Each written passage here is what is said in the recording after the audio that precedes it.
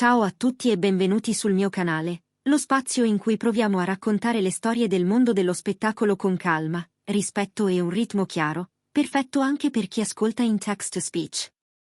Se questi approfondimenti vi piacciono, ricordate di mettere mi piace, iscrivervi e, se vi va, cliccare su unisciti. È grazie al vostro supporto se possiamo dedicare tempo e attenzione a ricostruzioni delicate come quella di oggi.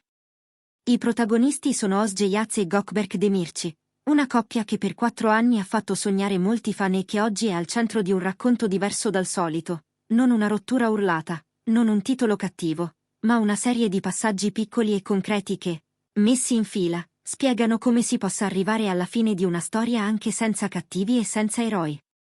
Partiamo dall'inizio. 4 anni sono un tempo lungo, soprattutto quando coincidono con il momento in cui la carriera decolla. Set che cambiano città di continuo, turni che iniziano all'alba e finiscono a notte inoltrata, copioni da studiare, promo, viaggi, interviste. All'inizio questo ritmo è quasi un gioco, ci si scrive tra una pausa e l'altra, ci si raggiunge in aeroporto, ci si ritaglia un pranzo veloce tra 2 call. Poi, a poco, la velocità della vita entra nella vita stessa. Lì la coppia si misura con la parte più difficile, tenere insieme la quotidianità quando la quotidianità si spezzetta. Nel racconto di chi ha incrociato i due negli ultimi mesi ricorre una parola che spesso usiamo con leggerezza e che qui, invece, va maneggiata con cura: indifferenza. Non l'indifferenza come durezza o freddezza, ma come distanza non detta. Il messaggio che si rimanda, il "ti chiamo dopo" che diventa domani, la cena prenotata e poi cancellata perché la scena si è allungata. Chi vive una relazione lunga sa quanto siano i micro-rituali a fare la differenza. Il buongiorno che arriva sempre, la domanda sul copione che appassiona l'altro, il "sono a casa anche a mezzanotte". Quando questi perni saltano, all'inizio non te ne accorgi, poi, piano piano, senti che la casa interiore scricchiola. Intorno a questo scricchiolio si sarebbe consumato il primo vero confronto. Non una scena madre, ma una di quelle conversazioni in cui 2 persone si siedono e provano a dirsi la verità.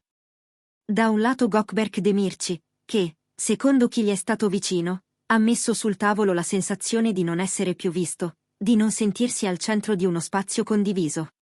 Dall'altro Özge Yağız, convinta che il modo migliore per amare fosse anche sostenere e chiedere sostegno nei rispettivi percorsi, accettando stagioni più intense e stagioni più leggere. 2 visioni non inconciliabili, che però hanno bisogno di un ponte fatto di tempo e parole.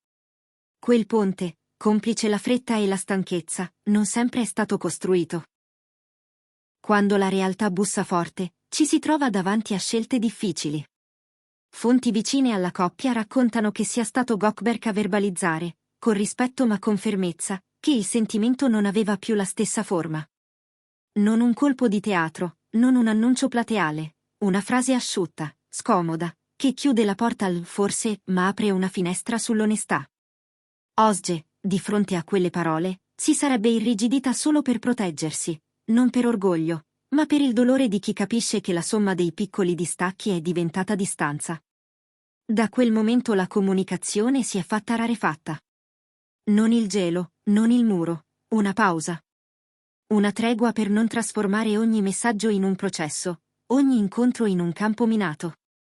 Alcuni l'hanno letta come il segnale che tra loro fosse rimasta soltanto un'amicizia di facciata, altri, più attenti alla dinamica, hanno riconosciuto in quella scelta un atto di responsabilità.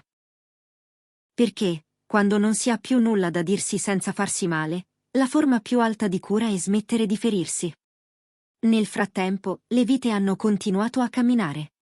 Özge Yağız ha concentrato energie sulla disciplina del lavoro, studio delle scene, attenzione alla voce, allenamento fisico, una routine che le permettesse di restare luminosa in video anche quando dentro tutto era un po' più opaco. Gökberk Demirci ha scelto la via delle sottrazioni, meno rumore, più ascolto, più spazio al silenzio tra una battuta e l'altra. Chi li ha visti lavorare separatamente ha parlato della stessa cosa con parole diverse: maturità. Crescere non significa smettere di sentire, ma imparare a non fare dei sentimenti un uragano per chiunque passi accanto. È chiaro che, sulla scia di una fine, il pubblico cerca cause nette. Indifferenza diventa il comodo contenitore di tutto. Ma le storie si rompono raramente per un solo motivo. Si rompono per sommatoria. Una mancanza di attenzione, un equivoco non chiarito, l'orgoglio che impedisce di chiedere aiuto, la paura di essere fraintesi, le scadenze che non perdonano. In quella sommatoria, il rispetto non è mai venuto meno. Nessuno dei due ha cercato di guadagnare consenso parlando male dell'altro. Nessuno ha usato i social come un boato. È un dato che vale più di molte dichiarazioni. Cosa resta, allora, dopo 4 anni? Restano le prove generali di futuro. Restano le lezioni che una relazione lunga ti consegna, se hai il coraggio di raccoglierle. Che bisogna nominare la stanchezza prima che diventi distanza. Che bisogna chiedere attenzione prima che diventi richiesta. Che bisogna ascoltare non per rispondere, ma per capire. E che la stima è l'unico materiale che permette, un domani, di potersi rivedere senza dover cambiare marciapiede. Molti di voi mi domandano se si siano lasciati in cattivi rapporti. A oggi, tutto racconta il contrario. La scelta è stata dolorosa e composta. Hanno chiuso la porta senza sbatterla, lasciando alle spalle una stanza in ordine. È un'immagine importante, perché dice che l'amore non fallisce quando finisce, fallisce quando diventa menzogna. Qui la verità, per quanto dura, è stata detta. E questo è già una forma di rispetto per ciò che c'è stato. Guardando avanti, si possono immaginare 3 scenari realistici. Il primo è quello dell'amicizia vigilata, ci si riconosce uno spazio reciproco, senza forzare intimità che oggi farebbe solo male. Poche parole, nessuna invasione, ma la porta socchiusa per il saluto quando le strade si incrociano. Il secondo è quello della neutralità serena, si vive, si lavora, ci si concentra su di sé, lasciando che il tempo faccia il suo mestiere. Il terzo è il più romantico e, proprio per questo, il più fragile.